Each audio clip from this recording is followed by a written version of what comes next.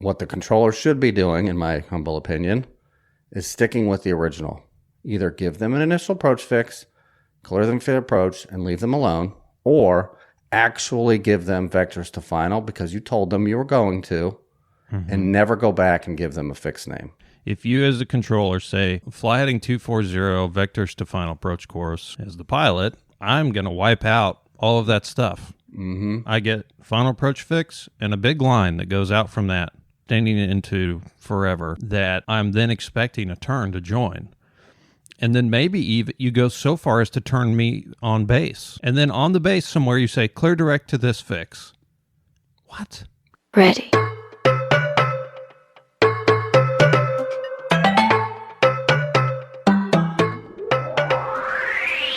This is Opposing Bases Air Traffic Talk. Your hosts, Romeo Hotel and Alpha Golf, have a combined 40 years of aviation experience as pilots and air traffic controllers. They answer your questions and share their opinions about flying and air traffic control. This show is not official guidance and should not be used as a replacement for your instructor, your pilot examiner, the endless books of regulations, your favorite comedian, your neighbor, your spouse, or your cat. November 628 Charlie Delta Squawk 1200, frequency change approved. The audio will be available on live ATC. Good day. November 643 Juliet Mike, cleared visual approach, runway 23 left, Conic Tower. November 3222 Yankee, area of heavy to extreme precipitation, 10 o'clock to 1 o'clock, 15 miles, 7 miles. 3047 Charlie, try departure, radar contact, climb and maintain. November 747 Sierra Lima, reduce speed to 180, you're overtaking traffic ahead on final. Skyhawk 77 Tango, IFR cancellation received, squawk 3 frequency change approved. Sierra 720 Foxtrot Alpha, flighting 190 vectors for the visual approach, Skyhawk runway 23 left. To enter triad class Charlie surface area from the east, maintain special. Charlie Fox Golf Foxtrot Alpha, this is triad approach, on guard. You are being intercepted. The border is still closed, say intentions.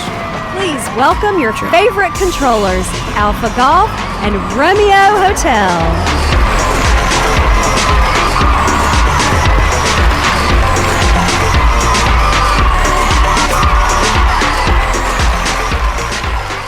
It's Monday, July 12th, 2021, episode 185. On today's show, we'll discuss how air traffic can really help a pilot out with a basic understanding of what's happening during an RNAV approach, the hold for release phraseology, and same runway separation. What's up, AG? Hello, everyone. Happy Tuesday. Yes. Question mark? Well, the masses will hear this on a Monday. Uh-huh. Those of you in the chat room are hearing this today. It will be released early. We're trying to get around some scheduling snafus for the month of July. And we're getting a week ahead. Yes. You and I worked together last night. I'm trying to think if we have any good work stories from last night. Oh, we do. We had a few people fly through our airspace. We did. We did. And as per usual, I was disparaged publicly. For never being at work, supposedly. No, that was also said, but I think the lead-in was I had said hello to somebody, and then before I got out of position, I said, "Hey, there's a new guy coming on position. He's pretty new, so go easy on him." And he said, "Who is it, AG?" The most newly certified controller in the building. AG. We got a good laugh about that. I do think we have feedback coming up at some point about me being the most recertified controller in the building, holding some sort of record. Yes, I need to find that audio. They asked me about that last night. I did check off one of my to-do items with the audio that we're going to open up with today. But I don't have that other one. The one where he asked about you. Okay, I know which one you're talking about. I have not parsed that out. And I think I saw that in the inbox. Yeah. So anyway, not much new because we just worked last night. But I did find the audio that you and I discussed, and I fixed this last night when I got home. You want to hear that? Oh, wow. You must have been up late. I wasn't going to sleep anyway, so I might as well do something. Oh, right. Here we go. Brace for approach. Delta 2662 is what you were passing 13 at 6. Hold on. I didn't give the disclaimer. None of this has anything to do with the Triad or any other podcast host to protect the innocent. Right. Yes, no other. Right. No one that we know certainly would not be from. No, it's just, yeah. It's not AG. It's not RH. This is just random controllers in a Kind of conversation. random Yeah, we thought it was funny. airline captain. Yes. All right. I'll start over. Okay. Brace for approach. Delta 2662 is what you were passing 13 at 6 for 11,000. Echo. Delta 2662, Greensboro approach, runway 23 left. Roger, 23 left. Delta 2662 is AG working today? Yeah, I actually requested to be on position for this VIP movement, and you guys may have a little bit of a delay. They're still rolling out the red carpet. Okay, I understand. That makes sense. So here's the deal. We'd like vectors for the ILS 23 left, full procedure followed by the miss, and then maybe the VOR DME runway 23 left to a miss, and then the RNAV 23 left. Can you accommodate that? Do you want the published miss on all of those? Absolutely. Just kidding, of course. The tower just called me and said unable, so I was more than happy to accommodate that, but I guess they couldn't. Okay, well, thanks for trying. And I don't know where they found a 150-foot wide by 2-mile long red carpet, but I think they're all done with it now. Very good, thank you. Yeah, I wonder if this is Delta 2662, you're going to be able to accommodate the Delta visual today? Is that like the 20 or 15-mile final? That'd be like 20 plus. All right, I'll let the center know you're going to go back into the airspace, and I'll work it out. Okay, just kidding. If you guys see the field on the downwind, you can turn your own base. Oh, okay, thank you. I can't see anything but clouds out here now. 2662, descend and maintain 6,000. Okay, Delta 2662, we're continuing down to 6,000. Delta 2662 does have the airport tonight. Delta 2662, clear visual approach, runway 23 left. Clear the visual to 23 left, Delta 2662. Thank you. This guy flying the jet here, man, he's a former Navy Hornet driver and a former U.S. Air Force A-10 driver, so it should be pretty much a perfect visual approach. No pressure. A-10 is what I always wanted to fly, and somehow ended up in helicopters. To me, that's pretty much the same thing. Low and slow, I guess. Yeah, except for you didn't have as big a gun. That's what she said. I did have my 9mm. I mean, not to add any pressure, but the Heavy 7.6 FedEx that arrived prior to you did turn a 1-mile base to final. I guess it's too late for that. We're turning base now, Delta 2662. 2662. It has been a pleasure. Contact tower. Enjoyed it. AG, take care. I got a kick out of that. Thank you for sending that to us. That controller has my initials, same initials as me. It's sort of weird. And the same sense of humor. It's really uncanny, really.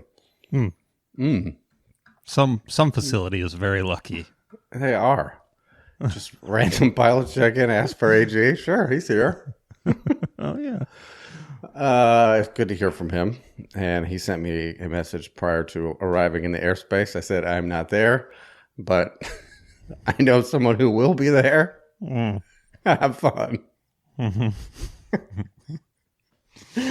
Oh, I came back early from break, and the guy I was getting out said, "You're back already?" I said, "Yeah, I gotta work this guy here." All right. Well, that is the beginning of our show for today. We'll move into the show if you want. All right. Since OB184, we don't have any new patrons. It was a day ago. If you'd like to learn more about supporting the show, check out patreon.com/opposingbases. Our patrons get access to our YouTube streaming video of each recording, like today. And they get early episodes, and we have an RSS feed for patrons only for bonus material. It's a lot of fun. If you're interested, check it out. If you haven't done so already, leave us a review and a 5-star rating on your podcast player. And don't forget to hit subscribe or follow, depending on what podcast player or app you use. So our episodes are waiting for you each week. Thank you, everybody. Thank you. Boop, boop, boop-a-doop. Terrain. Pull up. Announcements and reviews. You want to do the review? Okay. Let's see. Ooh, I had a little lag there. Announcements and reviews, fun and educational. RH and AG take the strict and mysterious world of air traffic control and make it accessible and educational. As an always learning pilot, they've taught me how to be a better, safer pilot while making me laugh a lot and cry twice. Genuinely good stuff.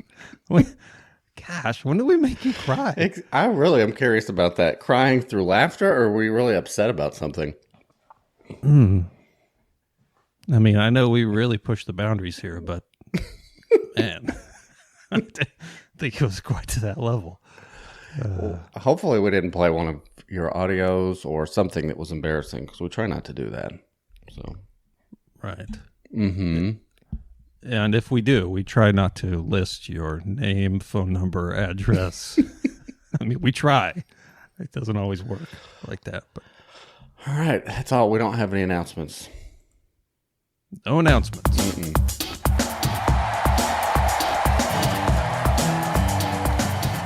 Timely feedback. We do have timely feedback, though. I'll get number one. Go ahead. From Patreon, Romeo Mike. Last episode, yesterday, when we record, they asked about their non-flying partner in the airplane getting help from air traffic control if for some reason they became incapacitated. And they said, AG and RH, listen to episode 184, some live, some after the fact today. Thanks for getting my feedback on, and I will play back your response from my non-flying partner. Just to follow up, we're working with a beach-specific instructor in an effort to get her comfortable with landing the plane. For those of you who don't know, Beach is a brand. We're not talking about sand and water. We're talking about an airplane brand, a beach-specific instructor to get her comfortable with landing the plane. She's not interested in becoming a pilot. And honestly, the chances of me becoming incapable of operating the plane during one of our trips are pretty slim. You just jinxed yourself, man. You can't say that. But who knows? She's pretty sharp cookie and does not get rattled easily. You guys made some great points, and I'm sure she will feel better knowing someone, or many, is going to be there for her, focusing on nothing but getting her down safely. Again, thanks for all your help. Great show. Keep up the good work. Romeo Mike. Cool. I'm glad we got to talk about that yesterday. Yeah. I may have implied that there might be somebody that would just throw their hands in the air and give up. I don't know that you're going to find any facility in the NAS where the controllers aren't going to get as creative as possible to give you assistance. I'm confident that would happen anywhere you go. Yes. Whether it be just a tower, a Tracon, a busy center, they're going to find a way to give you as much help as possible. So, I agree. Cool. You want to get number two? Number two.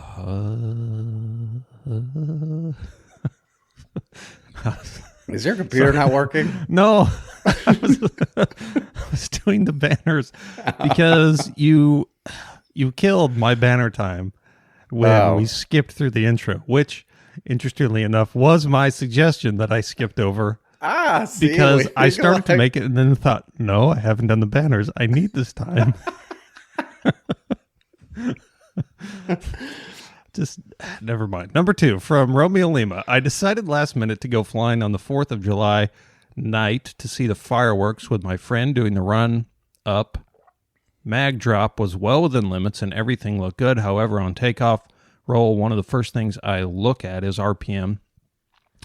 And I was getting 1900 to 2000, which was very low for a 172. It took a second for it to click in my brain to figure out something wasn't right. First thing I thought of was the recent bonus episode about that engine failure on takeoff, and I specifically remember him saying that the RPM was low but didn't think anything of it. Then I instantly thought of what the news headline would be 4th of July tragedy. At that point, I collected my thoughts and aborted the takeoff. Wow. A lot went through your head in a very short amount of time. Yeah. I remember prior to the flight, I was kind of rushing through the pre-flight, taxiing faster than I should have been, and kind of just had the mindset of we got to get up there before the fireworks end. That's the mindset that I'm not proud I had. And good thing your podcast is keeping me in check. Maybe I'm too busy overthinking what part of the hand is the Upper Peninsula of Michigan. Anyways. Love the show, Romeo Lima. Well, good. That's a great outcome from that story. Good decision. So normal call outs that I can remember, and they're different depending on who you fly with and what sort of procedures your school or rental place uses, but Airspeed Alive is a good one. It shows that you've taken off all the covers and your pitot instruments are free from anything. Right. You should be looking to make sure oil pressure and temperature is good. We're talking the most basic of airplanes. And if you notice that the RPM is low, not generating enough power, that is one that I think would be overlooked by a lot of people as something important and maybe not part of that initial scan as you're rolling down the runway. So good for you for catching it. And the easiest thing to do is pull the power back, brake, get off the runway, and figure it out. Not airborne. Very nice. Yeah. Good. Yeah. That's good. Kind of patting ourselves on the back on that one. That we've made an impact on somebody. It happens sometimes. It does. Even a blind squirrel climbs a tree. All right, moving on. Okay.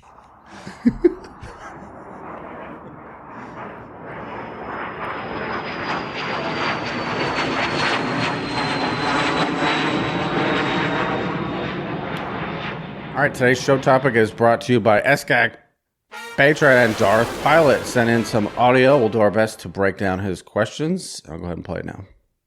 Hello, gentlemen. My question today pertained to the allowable means for ATC to put an aircraft onto an instrument approach. But first, a little context.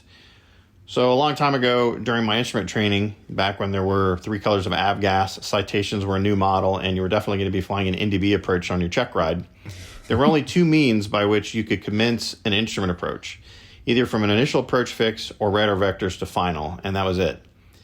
In the early 2000s, a third method was approved wherein properly equipped RNAV aircraft could now be sent direct to an intermediate fix with some caveats, which for Captain Nick are spelled out in the Airman's Information Manual, Section 5-4-6. For the last few years, though, controllers seem to have interpreted this to mean that they can send pilots to any fix on an instrument approach procedure. And herein lies the problem. Many modern FMS systems do not deal well with that situation. Without getting too deep into the weeds, the systems have strict rules for lateral and vertical courses in the approach environment. And the vertical profile in particular can be significantly altered by sending an aircraft to an unexpected fix at the last minute. This sometimes causes the FMS to metaphorically throw its hands up and say, "What the hell do you want me to do now?" And this, of course, requires pilot intervention. The end result is an increased workload for pilots in an already work-intensive situation. We're running checklists, reconfiguring the aircraft, communicating in the cockpit and on the radio, slowing the aircraft. And now ATC wants us to modify the approach, which on my FMS requires no less than 11 separate actions. For comparison, a simple radar vector would require 2 actions and yield the same result that ATC wants. My questions are these. Is there a rule in the .65 that allows controllers to clear aircraft direct to a fix that is not an initial or intermediate fix? Next, why has the radar vector seemingly fallen out of favor for RNAV approaches? And lastly, why not use the ATIS to tell pilots how we can expect to be guided to the approach, like a radar vector or direct to a particular fix or a procedure turn? That is certainly better information than reminding us that birds exist on planet Earth. So thanks for your time, and I look forward to your answers. Thank you, Darth Pilot. And you are joining us in the chat room today. Hopefully we answer your questions today. We've gone back and forth a little bit. I have an example I'm ready to pull up that is relevant to this conversation. All right. Take the banner off so we can see the whole thing. Well, I'll take the banner off.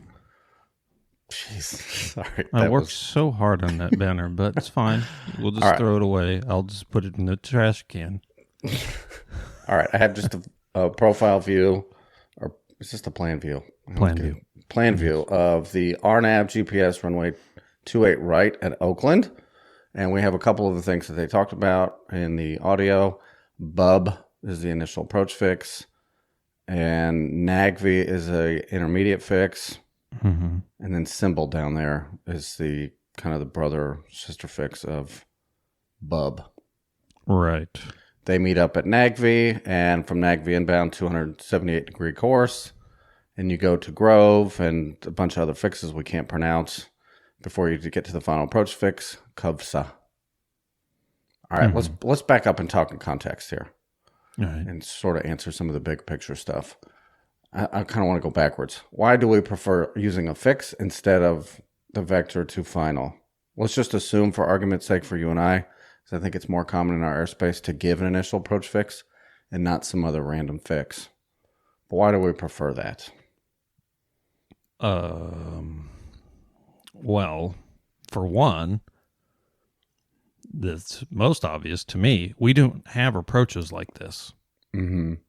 We don't have approaches with just a bunch of non-labeled fixes. Step downs, really, is what they are. Mm-hmm. Without seeing the profile view, but I'm assuming, and I can't, the letters are very small. It's hard for me to see, but I'm assuming that each one of these, it's an altitude letdown. It is. Grove to Urzaf is down to 2,700 from 34, and then again down to 21. It is. They're exactly what you said. They're step downs. So, well, I mean, even if we did, you can't send somebody. There's no regulation that that provides for you sending somebody to one of these fixes. Well, I take that back. I take that back.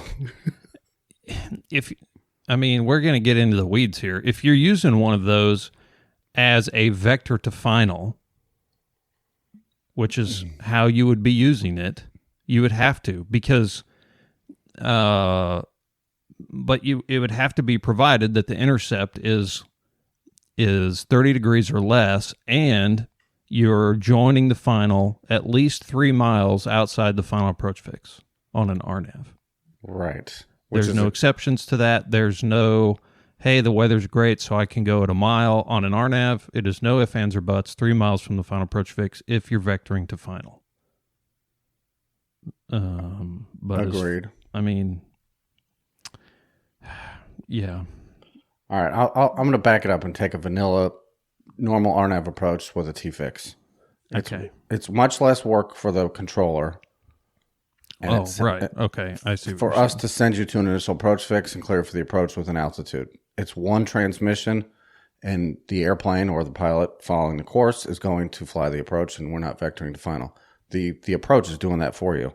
It'll provide you with enough lead-in time to intercept final from the correct side of the base you were on, and there's less work. It's very easy for us to do that. Mm-hmm. As opposed to vectors to final, I'm going to base you, I'm going to give you the turn on, and then I'm going to issue you a clearance, which is the same thing as an ILS. We do that all day long, but it's more work. It's several more transmissions, and it's more focus on that airplane. So if you were the only plane in the sky, vector to final, and maybe at this airport is perfectly fine, and they could probably accommodate it. But if they're trying to jam you in, which in our back and forth exchange is what it sounded like. So I think this is what's happening that's causing this question. You were told direct to Bub, which is an initial approach fix, and at some point the controller decided to cut the corner and go to, hey, we're going to give you vectors to final. Then goes back and says clear direct Grove, which is inside of the intermediate fix, which is now gone. It's not on your screen anymore because you got a vector. You thought you were going to get a vector to final. As soon as you tell your FMS, I'm getting a vector to final, all those fixes prior to the final approach fix, poof, they're gone. They disappear. So now the controller is basically using Grove to get you to intercept final, but doesn't realize that that's gone. It's no longer on your screen. You're going to have to go back out, load up the whole approach so that you can see Grove again, activate it, and start the approach from there, which I think is part of the 11 button pushes. A pain in the butt when you're in a descent trying to configure the airplane for landing, and as you said, talking to air traffic, et cetera, et cetera. So what the controller should be doing, in my humble opinion, is sticking with the original. Either give them an initial approach fix, clear them for the approach, and leave them alone, or actually give them vectors to final because you told them you were going to, and never go back and give them a fixed name. That shouldn't be happening. Right. I could not agree more. I could not agree more. So, If you as a controller say, fly heading 240 vectors to final approach course, as the pilot, I'm going to wipe out all of that stuff. I get final approach fix and a big line that goes out from that, extending it into forever, that I'm then expecting a turn to join. And then maybe even you go so far as to turn me on base. Turn your base. And then on the base somewhere you say, clear direct to this fix. What? Yeah, in this example, Grove. And it would be Right. like, why are you doing that? We were one turn we don't have away. Grove. I don't have that anymore. We were one turn away from you clearing me for this approach, giving me a normal turn on, and you went back to square one. I can't do that. Yeah. Oh, I had a trainee do that to a jet going into Coat Factory one time, and you could tell the pilot was so mad. The weather was bad. They had already had to be vectored way out of the way because we were waiting on a cancellation or something. And he's on the base, expecting to turn in about 2 miles probably. Oh, no. I know what And the you're controller says, clear direct to the fix. Mm. And the guy says, are you kidding me? He goes, yeah, that's going to take us a minute. We're going to go through final. He was very, very upset. You could tell. And I was upset. I was probably more upset than he was. I said, disregard that. Turn left heading, whatever. You're clear for the approach. He said, oh, thank you. But, yeah, this is a misunderstanding. This is a controller. This is controllers not understanding what workload they are putting on pilots in a very short period of time. Or the implications of saying vectors to final. Right. And what that means and what you've said goodbye to. You've said goodbye to all of those fixes, and I'm relying on you to get me onto final now, just like an ILS. Yeah, what would be much more helpful is if you know that you're going to clear them to Grove eventually, is to say, once you turn them off the course or whatever turn you gave them, fly heading 250, expect direct Grove in 2 miles. Now, instead of wiping out all those points, I could just plus up. I could just sequence up to Grove. Provided you haven't already told your FMS that you're going to get vectors to final. That's correct. Right. So if the controller, what I'm saying is, if the controller knows that they're going to do that prior to saying expect vectors to final. So usually if, let's say an aircraft is direct to bub, what is it? Bub? Yeah. You've got an aircraft going direct to bub. They're not on a vector. As soon as you turn them, you have to provide a reason for the turn. Okay. If you at this point said this is vectors to final, you need to immediately follow that with expect to direct Grove in 4 miles or whatever you're going to do. Or just don't say vectors to final at all. I agree with that part, yes. Flighting 250, expect Grove in 4 miles. Bingo. Done. Don't say the magical words vectors to final because the pilots will clean up the box and it will be gone. Okay, I agree with everything you just said.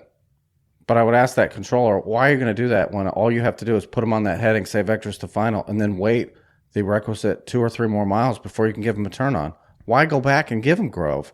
It's a little bit easier and it cuts a little bit of phraseology out, but you've already put them on a vector. Stick with it. Finish it. Yeah.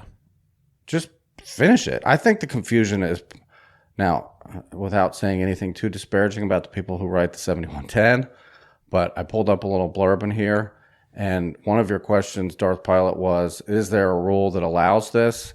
And there is. It's below the one that says we must begin at an initial approach fix or an intermediate fix if there is no initial approach fix. It does say that, okay? Then below, at number 5, radar facilities may clear an aircraft to any fix 3 nautical miles or more prior to the final approach fix along the final approach course at an intercept angle not greater than 30 degrees. So It allows them the ability to do, in this example, clear them to Grove after they've been on a heading. But I'm confident that the controllers don't realize that Grove is no longer displayed. It's not an option for you to select direct to anymore, and it's a waste of breath. They should just say, I've already committed. I'm inside of Bub. I'm on a heading. Just give them one more. It's a 250 in this case, ish. Clear them for the approach and be done with it. That's what they should be doing. Right.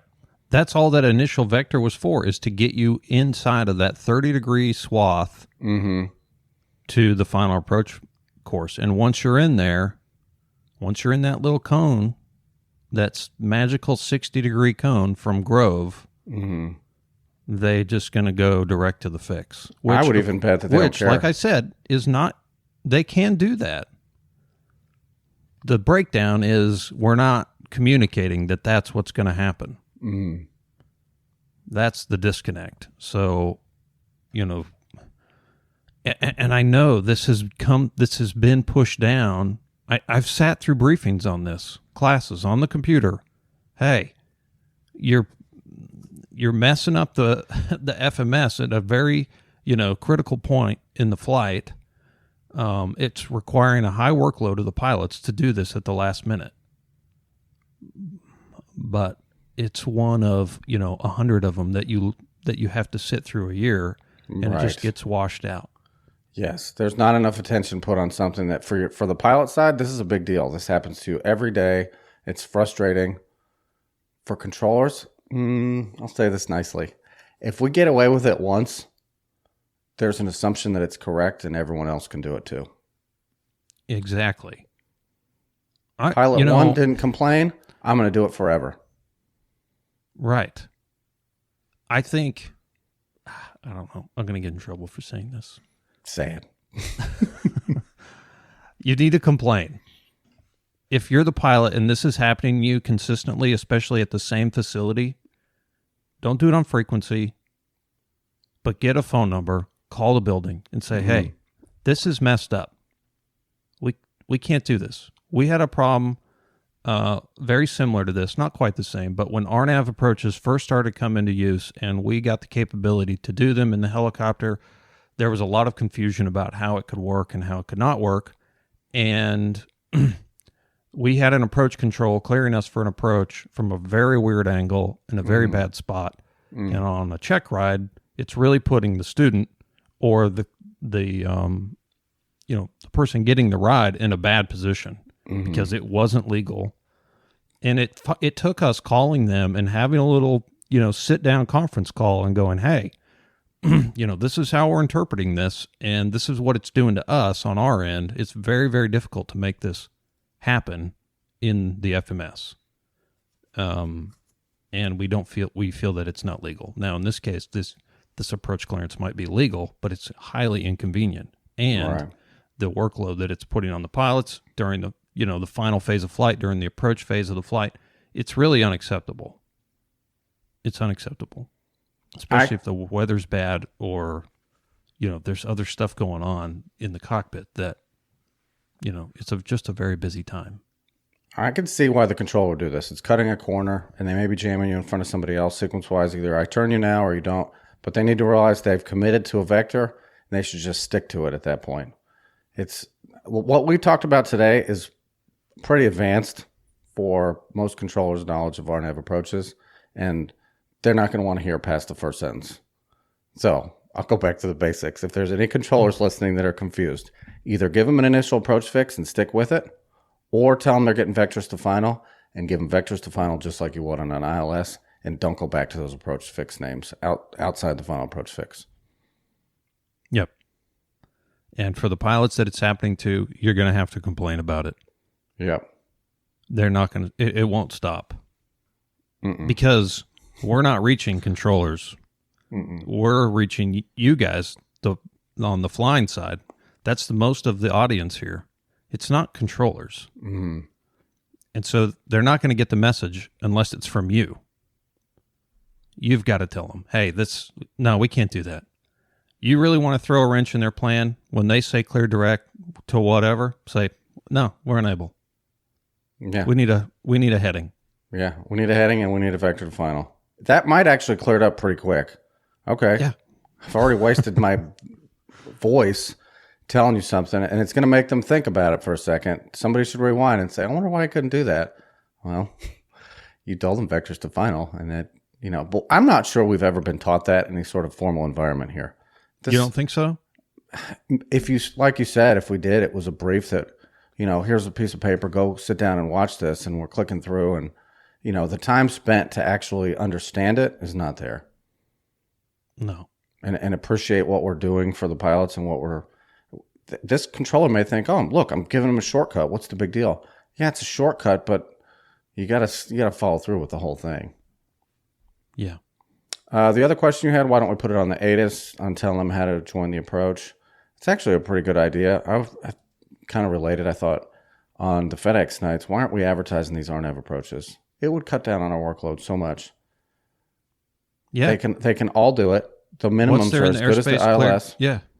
You Clear clear them direct, to a whatever. fix, Yeah. cleared for the approach. That's one transmission per pilot versus too many descents, turns. Yeah.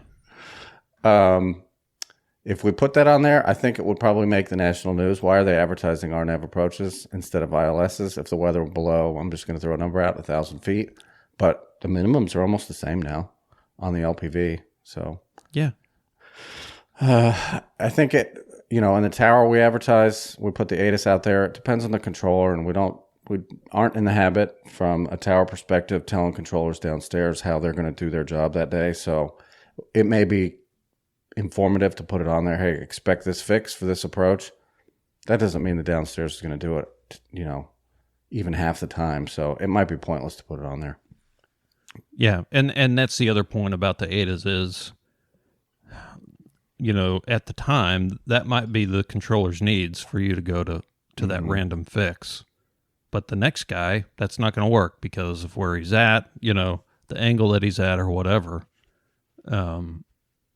So it could just be situationally dependent. Like, yeah, we could advertise, hey, expect to go to Humbug or whatever that stinking thing is. Bub. Expect to go to Bub or expect to go to, what was the H one? Wasn't there an H or down the line? That wasn't an initial approach fix or intermediate fix. Grove. Expect to go to Grove, for this approach. So then the pilots have that set up, and then the controller says, oh, clear direct Bub. And now you've already passed it in the approach, and now you got to reload the stupid thing. So, right. Oh, that ATIS said we're going here. Yeah. Right. Then you're going to tie a controller down to, I can only do it this one way because the ATIS said that. Or now they've got to tell the pilot, oh, no, this isn't going to work. Expect this now. And I just think it would be,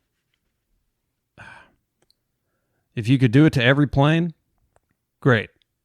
If not, now somebody else is going to be upset. Oh, you told us to expect,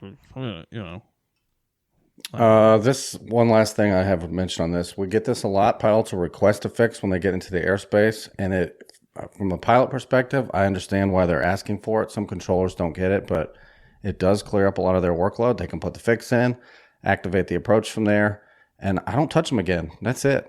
I gave it to you.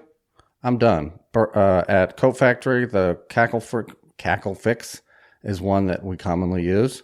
We give them that all the time. They'll ask for it when they come into the airspace. Some of the FedEx pilots are asking for this weird fix on the ILS that's on the chart. It's not really an ATC fix. It's one of those 5-letter fixes. Fine. Give it to them. You're going to get established on the localizer, but I know the results may vary, and you and I talked about this, Darth Pilot. Asking for that approach, if in this example, ask for Bub, stick with it, say we'd like the clearance from Bub. If they try to take you off of it, hey, we're already set up for Bub. Is it all right if we do the approach from there? you're probably not going to get a lot of pushback unless it's a real tight sequence issue where they have to. Then you're telling them, nope, I don't want your shortcut. I just want to do this. Just let me stay on this, okay? Right. And if you file bub, we aren't going to see that as the approach control. We're just going to see that you're landing at, in this case, Oakland. That bub fix is gone. We don't see that anymore. So that's why you mentioned that you filed it sometimes. That really won't have an effect on the terminal controller seeing it. So, can we just say something about shortcuts too? Oh, God. Let's all be honest about shortcuts. Okay. Some of these shortcuts are really not saving anybody anything. No. We're talking like 0.5 miles. Mm-hmm. And come on, when you're doing 250 knots, what is that saving you? 10 seconds? I mean, it's really not that big of a deal. Now, if I cut you, a shortcut that saved you 50 miles, that's different. But like the biggest shortcut I could ever cut anybody in our entire airspace might save them 5 miles, maybe. Mm-hmm. Right. Maybe. And in a Skyhawk, it's 2.5 minutes. Is it really that important? At the expense of a bunch of obtuse angles where you're going to have to be more creative with vectors later on. Just don't put me on my soapbox. Yeah. You and I are the same on that one. Okay. Just stick with normal pattern legs, please. I mean, I've been on these huge cross countries, and you're on in the King Air, and you're on, some airway or something that they've given you, and then you look at direct, and you look down. Oh, if we went direct, we'd save, let's see, 2 minutes. 2 minutes on a 4-hour flight? Like, give me a break. I don't really care. It's not that big of a deal. It's not worth asking for. It's not worth, the coordination required to do it. Like, just forget it. All right. We'll move on. I think we got plenty of soapbox time there. I do not have the chat room window up. I'm sure it's active at this point. We'll hit that at the end. Thank you, Darth Pilot, for sending that in. Hopefully we answered the questions and didn't get too deep into the weeds. We'll move on. All right.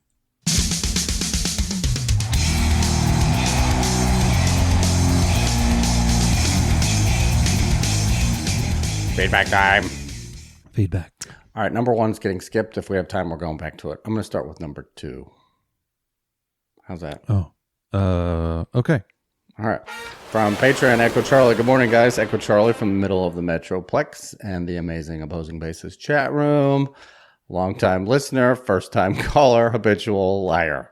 All right. When we're flying from non-towered airports, the vast majority of departure and center controllers are happy to give us a hold for release clearance, which gives us plenty of time to get everything in the airplane programmed, our passengers loaded up, and remember that one of us still has the rental car key in our pockets. How many times have you taken off with that in your pocket? Man. We taxied the runway, give departure a call, and they give us a 4 or 5 minute void time. It works like a charm. We do that in our airspace, too. We often have airplanes call on the ground. We say hold for release. I usually start the transmission with that, so there's no misunderstanding. Hold for release, clear to the... Yeah. As soon as you finish reading the clearance, they just unkey and they're gone. Take off power set. Off we go. Yeah. All right. So I'm not going to read your whole clearance. They gave you the clearance on the ground. You went through what you normally get. You're expecting to get a hold for release. And you told them our passengers aren't here yet. I'm just looking for a hold or release clearance so I can get everything programmed. I can give you a call when we're number 1 for departure. The controller said, you mean you're not ready to go? Affirmative. It takes a little bit of time to get everything up and running. We should be ready to go in about 30 minutes.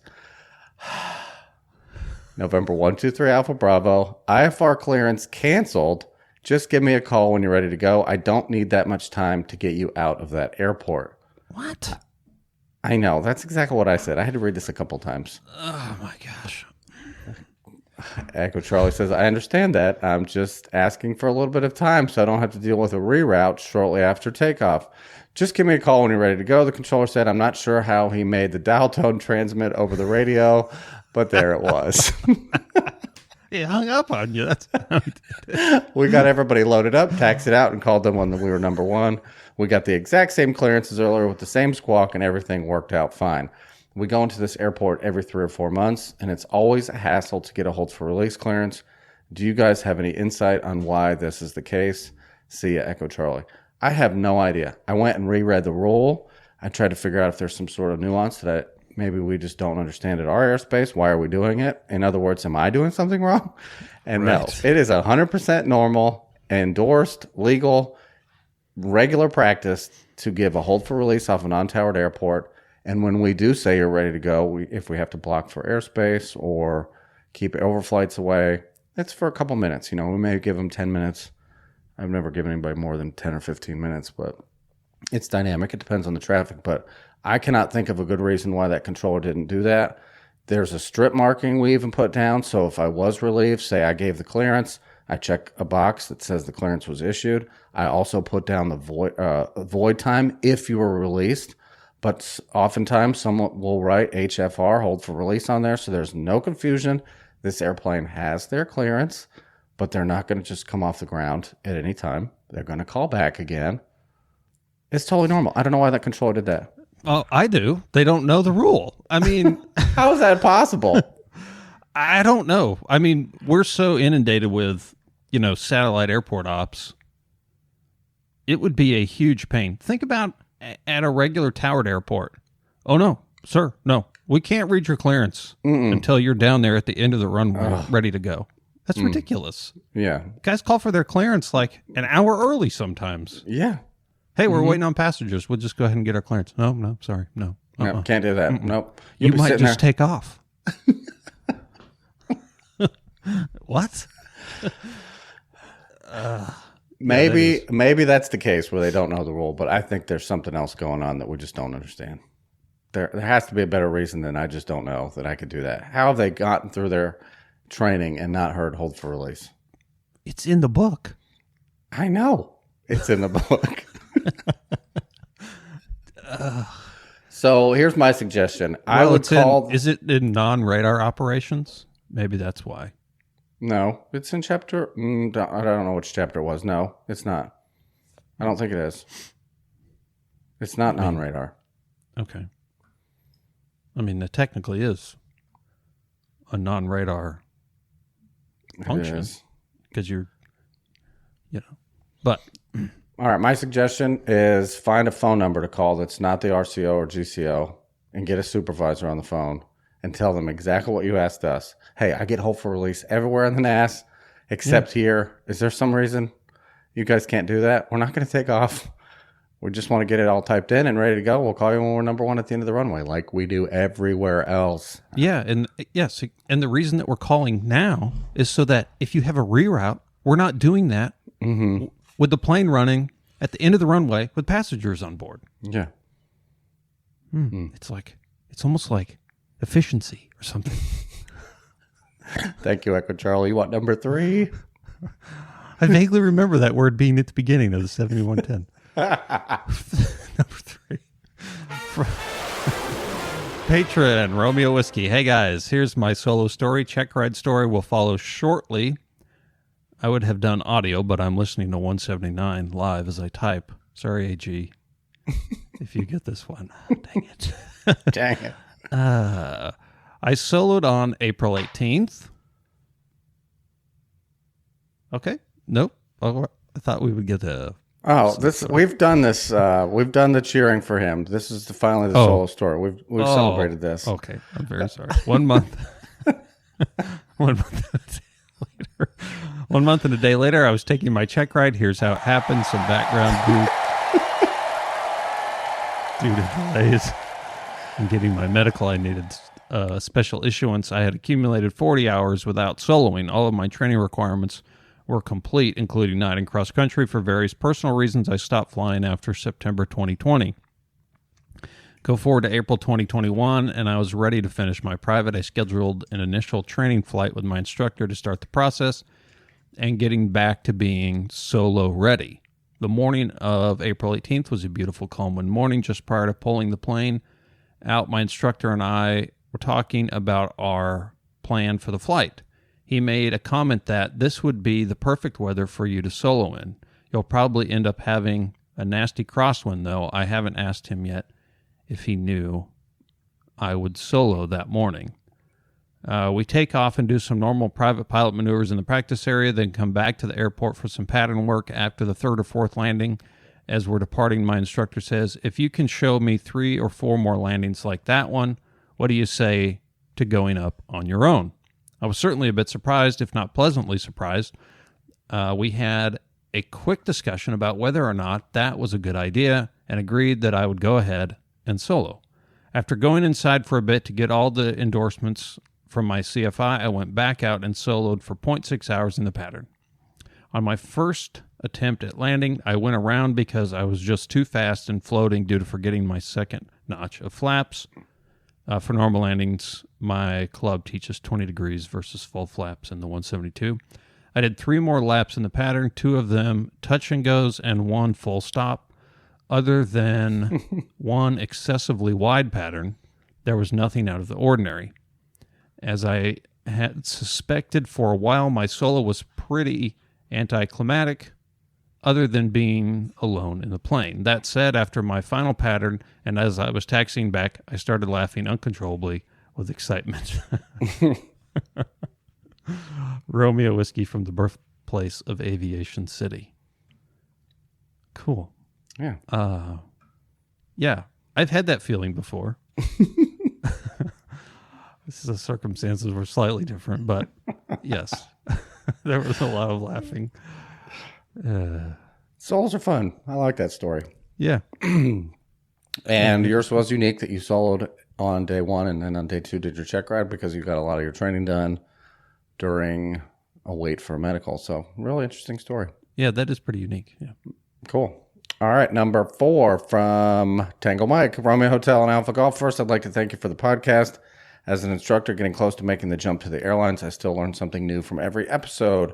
I instruct out of a busy parallel runway Delta beneath the Motor City Bravo with a healthy constituency of both corporate and GA aircraft. I'd like to pat myself on the back for saying that word. It's harder to say than it is to read. It is intimidating. There is never a dull moment at this field, while in the pattern tower often informs us of traffic on the opposing base. Unfortunately, using different phraseology, the volume of traffic makes sending students solo a uniquely apprehensive experience. One of my students in the middle of their initial solo was given the following dreaded transmission: Warrior 1234, change to my frequency. We're going dual towers. Despite my partial heart attack and visions of the words pilot deviation, and I have a number for you to copy, my student handled it flawlessly without any issue, as this scenario is fairly common and we discuss it prior to solo. But I'm curious, how common is it for airports to go to 2 frequencies, dual towers? Who makes that decision? Is it based on the number of aircraft or the tower's discretion? Thanks, Tango Mike. All right, we had the thought at one point in our facility that we were going to have 2 towers, frequencies. It's the same tower, but 2 frequencies. There's a space on the other side of the tower where we could have done that, but the traffic never really came to fruition. Maybe it will in 2050. But workload, if a facility is set up for parallel runways, most of the time you'll see it, where one control will have, let's just say the right runway, the other one will have the left runway, and they work within their respective sides of the airport. It's workload driven. As traffic picks up and departures and arrivals start appearing on both runways, someone in charge makes the decision to say, all right, it's too much for one. We're going to split it. And it could be for a departure bank or the flight school's active. Could be a number of things. But somebody makes the decision, open up that other tower frequency, and that's what you're hearing. I would argue that I would feel more comfortable with my student being on a dual frequency than the other way around. I think you're more prone to have congested frequency and a busier controller with one working 2 runways and forget about your student. Maybe for a couple of seconds, like your attention is going to be drawn to 2 different pieces of pavement. That's my point. If they're split, I would feel more comfortable with my student in that situation. Now they have a dedicated controller to the runway they're on, and they're going to get more exclusive service from that one controller. Does that make sense? Yeah, yeah. So don't dread it. That's good. I mean, I can understand that in the changeover, there might be, problem with getting the frequency in or whatever. There's maybe some confusion on the student's part, but once they're over there, yeah, it's a much better scenario. Yeah.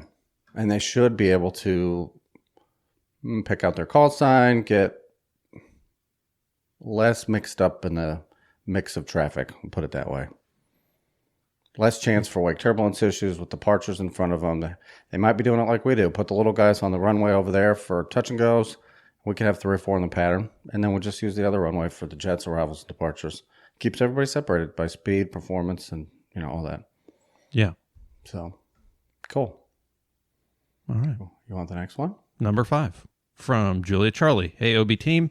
I have some timely feedback regarding military solos and pilot training. Unfortunately, I can only talk to the Air Force side, but I know a few listeners may be interested since we do things a little differently than the normal FAA private pilot progression.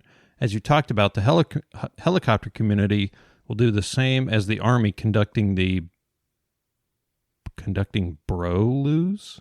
Brolos? BROLOs? BRO space LOO apostrophe S. A solo, but you're with somebody else? Oh, okay. Brolos, I guess. I don't know. That's some stinking Air Force stuff. We will do the same as the Army conducting Brolos, where it is you and another student beating up the pattern and later going cross country. On the fixed wing world, you'll do a few solos out to the MOA and come back to the pattern. Where it gets fun and interesting as an instructor is the formation solo in T6s and T38s, where you have a student in your jet and another student that is solo in the other. Obviously, this can be very rewarding for everyone, but also gets rapidly sketch at times, with 2 students flying near one another with you as the instructor reminding them not to hit each other. That is very important. Unfortunately, the T1, the beach jet students, don't get to do Brolos anymore. Sad face. Moving beyond basic pilot training, if your plane only has 1 seat, then you'll go up with an instructor on your wing. Thank you for the awesome podcast, and I hope now your listeners have lots of useless trivia regarding military flight training. I don't know the current status of Brolos for Army helicopter training. I mean, the problem, not really a problem, but the requirement is that the Army says all of these airplanes are 2-pilot airplanes. Mm-hmm. So you're not going to solo them.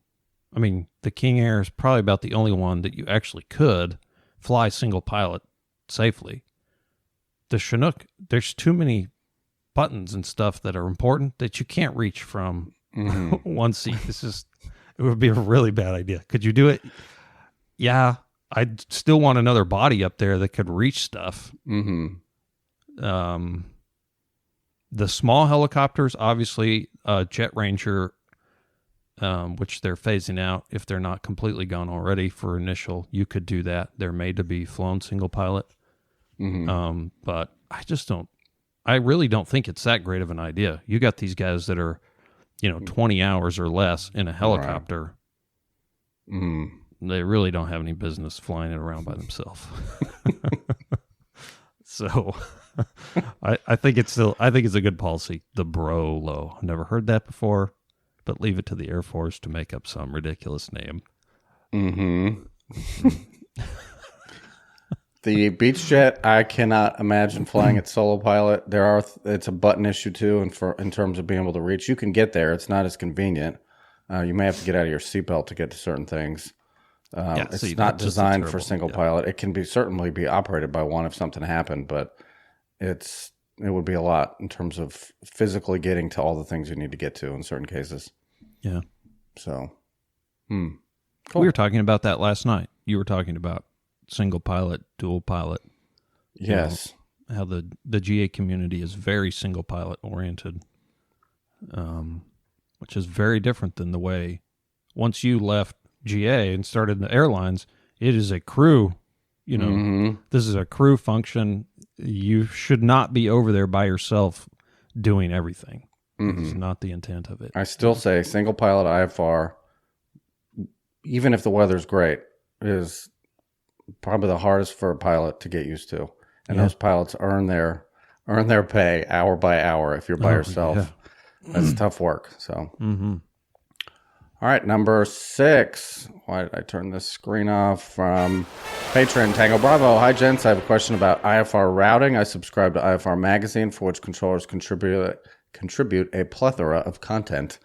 A July 2019 article discussed IFR route planning. Instead of filing GPS direct to destination when you are slant golf, the article referenced using 1 or 2 fixes in each center's airspace you pass through per the aim. Can you guys comment on the reason for this? How does this impact controllers? All right, I'm only going to touch on this for a second. For a pilot to know what fixes are in each center's airspace would take a considerable amount of homework. We have said that filing direct from point A to point B in most places east of the Mississippi is not going to yield you a direct route. If you go anywhere near a Bravo, which there are plenty of, you're likely going to get rerouted. The only thing I could think of, and I did read that portion of the AIM last night, it also says to file direct from field to field too. It sort of doesn't make sense to me. But if you pull up fixes for handoffs and for knowledge of the controller that you've just entered their airspace, we don't know where all these fixes are. If you have a fix that's 200 miles away, I have no idea where that is. It would be great if you had a fix that was somewhere familiar to us. And if you started deviating, we'll give you back to that. We know which direction you're going. But I think it's more of an automation issue and keeping the controllers on the same page of where is this guy going? That's it. But yeah, for you to know where those fixes are would be, tough. Well, if you're talking about just in the center's airspace, those boundaries are on the IFR that's true. chart. They are on there. Yeah. Yeah. So the center boundaries are on the IFR chart, and plopping a couple fixes in each one wouldn't be that difficult. Are the controllers going to know where that is? No, probably not, especially if it's 2 centers away. But like you said, it's an automation thing. A lot of the times if you're filed direct and you're going across a center boundary, because we get caught in this all the time, and you try to make an amendment to it, it will tell you flight does not enter center's airspace. And it won't let you do anything. And I feel like if it had a point in there already, it would fix that problem. I could be wrong, but the guys typically that file, a traditional sort of route on a Victor Airway and a bunch of fixes, those are the flight plans we don't have problems with. Usually, everything goes perfectly with those. And if you need to make an amendment, it's not a problem. It's the ones that are direct, and they're going through, from one center to the next, and it gets messed up. Not all of them, but some of them, especially from us going eastbound, tend to have all of these problems with automation. So I think that's probably the primary reason. I don't know. Yeah, if you do have the time to do the research and figure out where the fixes are, it does get you plugged into the flight plan and seeing where your route flies. So if you do get a random reroute, which you're probably going to get on the East Coast, at least you have some idea. Don't just take off blindly thinking you're going to get direct. We've said it a million times. That's not likely. You're going to get a reroute somewhere to go around or underneath somewhere. Bravo is going to be a big factor in that. So if you beforehand have an idea of where these places are in space or nearby VORs, you're going to be better off when it comes to that reroute, in my opinion. Agree. All right, you want to get number 7? Number 7 from patron Romeo November. Howdy, guys. Romeo November here. Again, from the great state of dude, where's my electricity? And I'm using flight following and getting transferred to the next controller. Oftentimes, the current controller will say contact departure on 134 or 133.45. But when I call them up and say departure, Skylane 345, flight level 230. Wow, that's impressive. The person will say Skylane 12345, approach, local altimeter 29902. Did I just insult the approach controller by calling them departure? Is one more prestigious than the other? Why the difference? Keep up the great work, Romeo November. This is a question we've had that people have asked before. It depends. Some places that is a separate controller. Mm-hmm.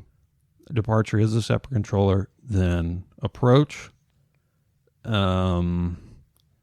Usually, if I'm talking to a departure, I say departure. If I'm talking to an arrival or an overflight, I say approach. Which is confusing, by the way, because we combine a lot.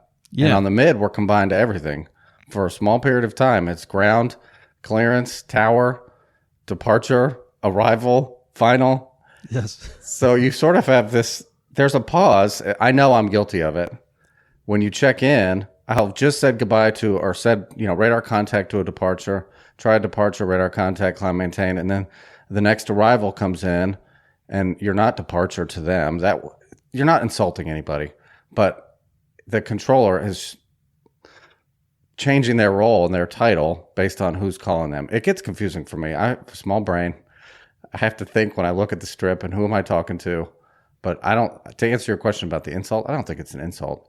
Now, there may be some facilities where one is easier than the other, but if you're on the right frequency, don't worry about what they're calling themselves. If you're on the wrong frequency, they're going to say, hey, you're on departure. You need to talk to arrival because you're an arrival. And they gave you the wrong frequency. And maybe they didn't realize we split. And Right.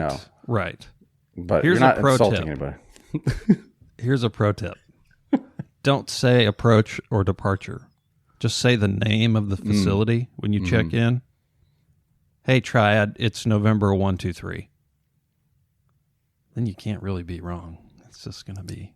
Or approach. Approach is general. That's pretty general, yeah. Yeah, because we're all in the approach facility. Yeah.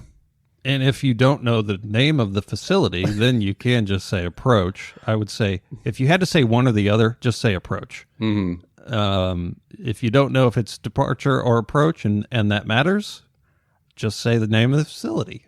Mm-hmm. Oh, that happens at altitude for me when I'm in a jet. All the time. They say contact center, and I'm like, what did they say? Who? I'll just check in with, center, beach jet, blah, blah, blah. Yeah. They'll answer to center. They'll answer to anything that says center at the end. Now, if you call them the wrong facility name, that could yield some, Ridicule. hey, no, you've gone to the other side of the railroad tracks. You're with us now. No. Yeah, then they'll emphasize the facility name. All right. Good question. I don't think you're insulting anybody. No. I do want to get to number 8, and then we'll be done. Okay. I know we're running a little bit long. Eh. All right. From Patreon Echo Bravo. Hey, GNRH. Hope you're both doing awesome. We are. Thank you. I have a question for you on same runway separation. I've read the .65. He cites the reg, but I'm still a little confused. You're confused. We're confused too. Yeah, I was just going to say that. You're not the only one. The book is written to be confusing. It says that depending on the category of aircraft, you can separate them by judging their distance from the landing threshold, 3,000, 4,500, and 6,000. Does that mean that two aircraft can put their wheels on the runway at the same time, except in lineup and wait cases, crossing the runway behind landing departing traffic, or wavered situations like Oshkosh? All right, you combined a lot there. We'll get to that in a second.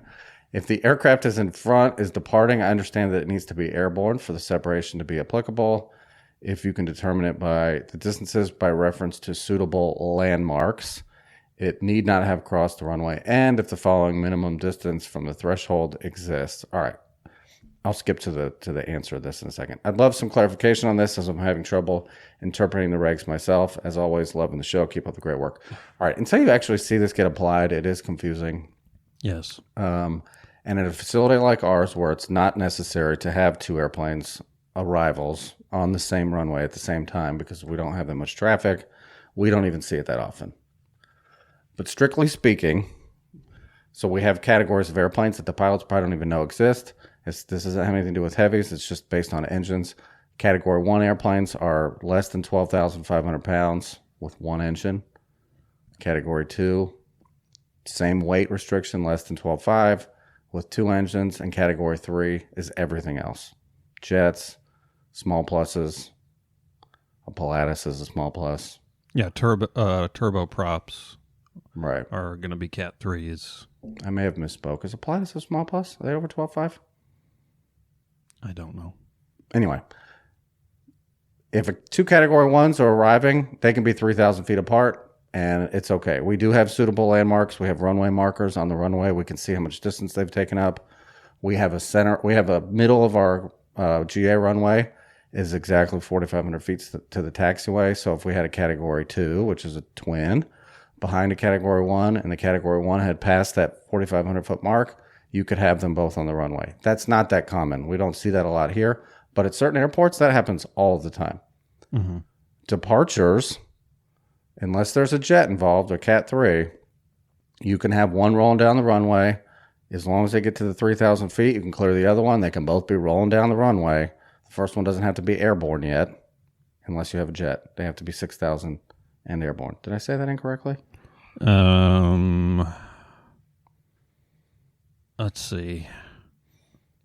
I don't Two know. Cat 1s. I thought the 3,000. I thought you still had to have airborne. We'll have to get back to you on that one. Okay. I mean, we just don't use that. We just don't use it that often. Here's why it doesn't happen that often. In Cat 1 case, 3,000 feet is a long roll for a Cat 1. They're usually airborne by then. That's So true. we have our distance and they're airborne. Right. Now, jets in the summertime, 6,000 feet is not always enough runway. So they might not be airborne for 7,000, 8,000 feet down the runway. So you have to be careful with applying that rule. What that means is I can launch a jet, clear them for takeoff, and when they're 6,000 feet and airborne, both of those criteria have to be met. The next airplane can be rolled for departure behind that Category 3 airplane. Right. Now, if you get too jumpy and get out there in front of it too fast, or winter mode in your head, and you clear that second guy for takeoff, if it's hot, you're gonna end up having a separation issue because there's no way that jet's gonna get off in 6,000 feet. It's not gonna happen. Right. So, to answer your question, yes, you can have two airplanes on the runway at the same time. The rules get confusing. It does matter on their weight and what category they are. The most common application, if we did have one in our airspace, was arrival to arrival, a little guy behind a little guy.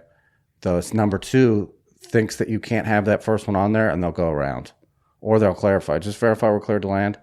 And there's been some feedback we got in the past where the controllers are reiterating on the frequency. It is legal for me to have you both on the runway. Number 2, you are cleared to land. Please put it down on the runway. Do it. Don't go around. Whereas in pilot training, I didn't know that till I became a controller. I would have thought that first airplane had to be turning off the runway. Not the case. You won't see that a lot in the triad. Right. But there are airports in the NAS where you're going to see that all the time. If the second plane is a jet and the first one is a Skyhawk, you don't get to do that. Correct. They have to be off the runway. They have to be off the runway. Yes. Yeah. Anytime there's a jet, that's a Category 3 because they're not less than 12.5 and they're not propeller-driven airplanes. They have to be. The runway's separation is different. Either airborne for the departure and 6,000 feet, or off of the runway for both parties. A jet to jet, jet behind a prop behind a jet. The jet has to be off the runway. Jets get a clear runway. Always. Yeah. Right. And the plane that's, let's say you launched a Skyhawk in front of a jet, 2 departures, the Skyhawk must be turned. Mm-hmm.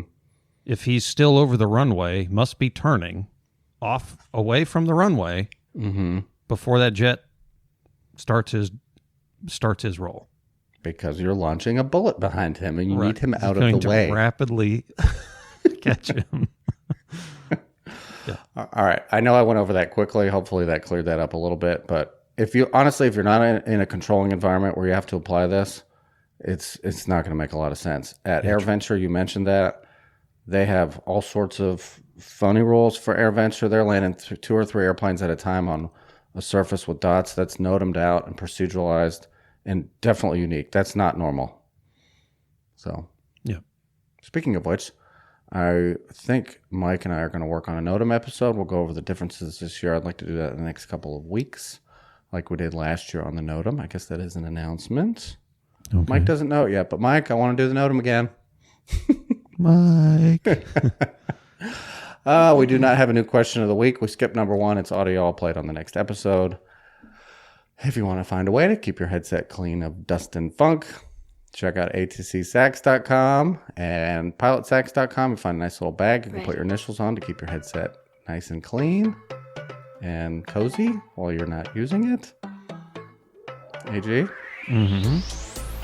Anything to add? I don't. All right, this episode will come out on the 12th range of July. We're recording it early. We have feedback up to June 9th. Prior to that date, right on the show, or respond via email. If we missed yours, let us know. Closing out, episode 185 of Opposing Bases Air Traffic Talk. Romeo Hotel. And Alpha Golf. Goodbye, everyone. Visit OpposingBases.com where you can leave Romeo Hotel and Alpha Golf an audio or written message. Find them on Twitter and Instagram at Opposing Bases, or send feedback directly to their inbox at feedback@OpposingBases.com. The views and opinions expressed on Opposing Bases Air Traffic Talk are for entertainment purposes only and do not represent the views, opinions, or official positions of the Federal Aviation Administration, Department of Transportation, or the National Air Traffic Controllers Association. All show recordings are done on personal time and personal property. Actual air traffic recordings are from third-party sources, and no government resources are used in the production of the show. There is no nexus between Opposing Bases and the FAA or NATCA. All episodes are the property of Opposing Bases and shall not be recorded or transcribed without express written consent. For official guidance on laws, rules, and regulations, refer to your local flight standards district office or a certified flight instructor. Opposing Bases offers this podcast to promote aviation safety and enhance the knowledge of its listeners, but makes no guarantees to listeners regarding accuracy or legal applications.